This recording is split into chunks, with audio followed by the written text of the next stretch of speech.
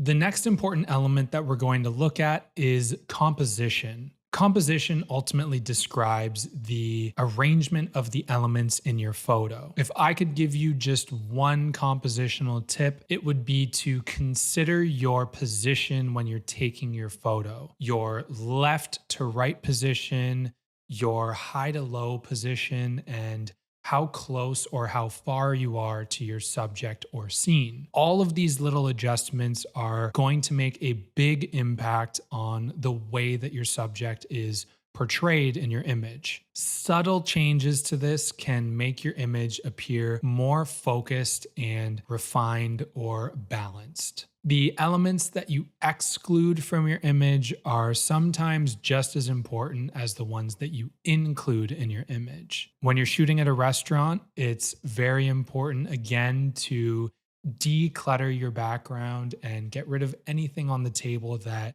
you might not want to have in your image. Think about the angle that you're shooting your subject from. By picking the right angle, you can emphasize the right details of that meal. In photography, there are many compositional guides and rules and principles that you can use to refine your composition and give your image a little bit more balance. I've assembled what I think are the most important tips, not only for a beginner to know, but for someone who's doing food photography to know. The first compositional guide is the rule of thirds, and this is perhaps the most popular compositional guide to use. The rule of thirds breaks an image into 3 equal columns and rows. This guideline suggests that elements placed along the grid lines in between these rows and columns, and particularly where the grid lines intersect, will produce a better composition. Beginners or people without the photography know-how will usually compose their subjects and their image in the center of their image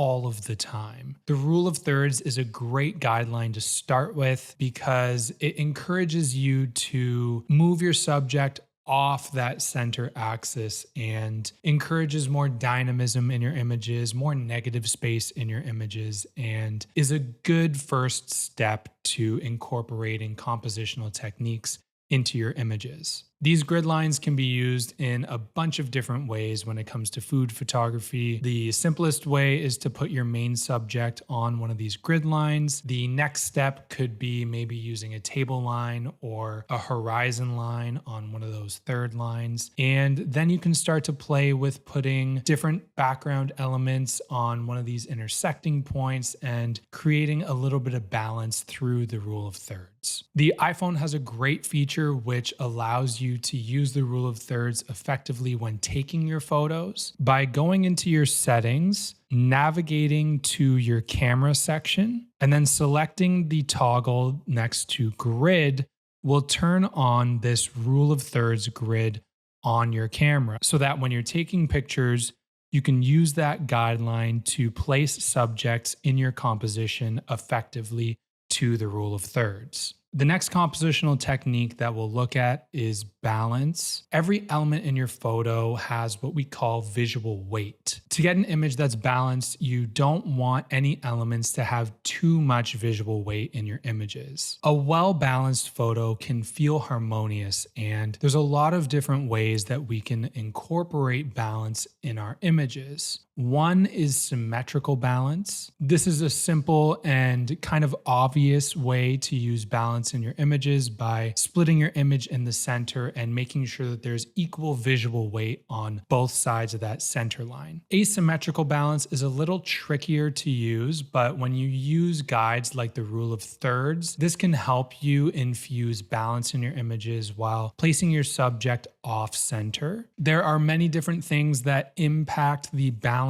in your images, such as size, texture, color, tone, light, contrast. All of these different things are going to affect the overall balance and visual weight of the elements in your photo. In order to use balance in your photos, simply consider the elements in your image and if they're serving to focus your attention to your main subject. If they're distracting away from your main subject, then think about ways that you can reposition yourself in order to make those elements balanced with one another so that they have an equal visual weight and your main subject is dominating in that composition. Isolation is an important compositional guide to consider when taking food photography. Simplifying your composition by reducing the elements in your image will simplify your composition and allow your viewer to focus on your main subject. Shooting toward an empty or far away background can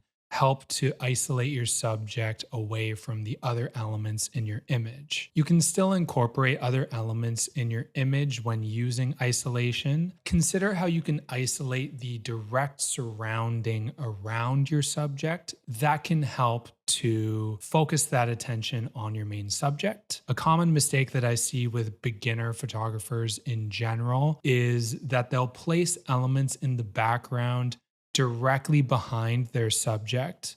Because a photo is flat, you lose that depth and dimension between your main subject and the background, especially when you use an iPhone camera where you have a deep depth of field. Things can start to blend together not so nicely. I like to have a clean background around my subject, and that tends to draw more focused attention onto your subject and show it in the best possible light. Negative space describes the area in an image that is left unoccupied. By using negative space, you can create more enticing compositions and balance in your images. Negative space can add a sense of scale, space, and dimension to your subject.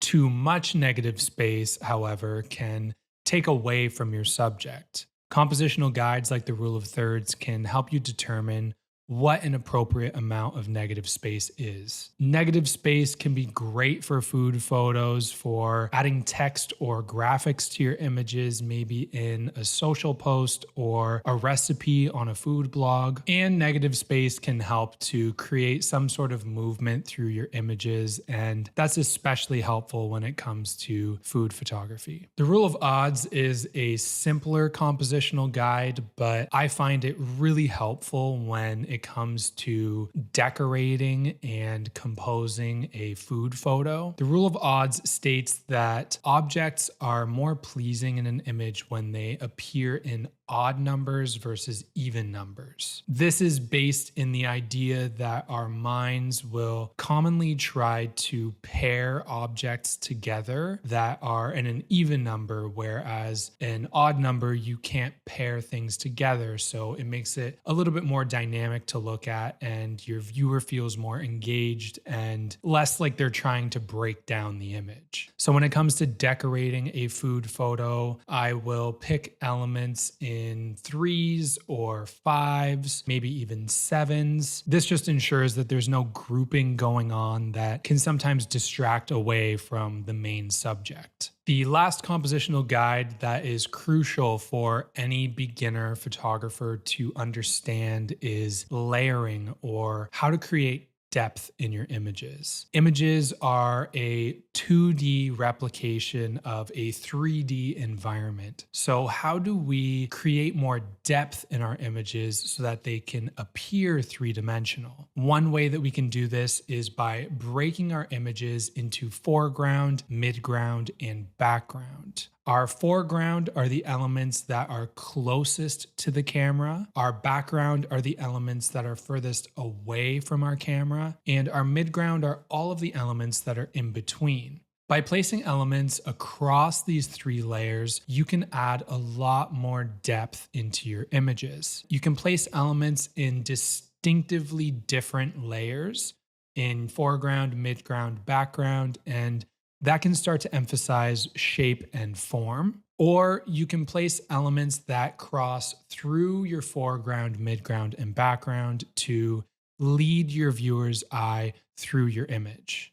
Food photography has three different angles that are pretty synonymous with the food photography genre. The first angle that is probably the most popular with food photography is the lay flat or top down angle. This angle takes photos from a top down angle where you're taking pictures of a table or food from a 90-degree viewing angle straight down. This view can be great for showing a full table of decoration, the plating, the whole atmosphere. You can do a lot of storytelling through this composition. The practice of knolling can become very important when using lay flat imagery. Knolling is essentially making sure that objects in your composition are at a 90-degree angle relationally to one another, and this can help just organize elements in your image. Composition in general is actually very important for this type of imagery because it's such a flat image where the table is generally obstructing your background that is your background,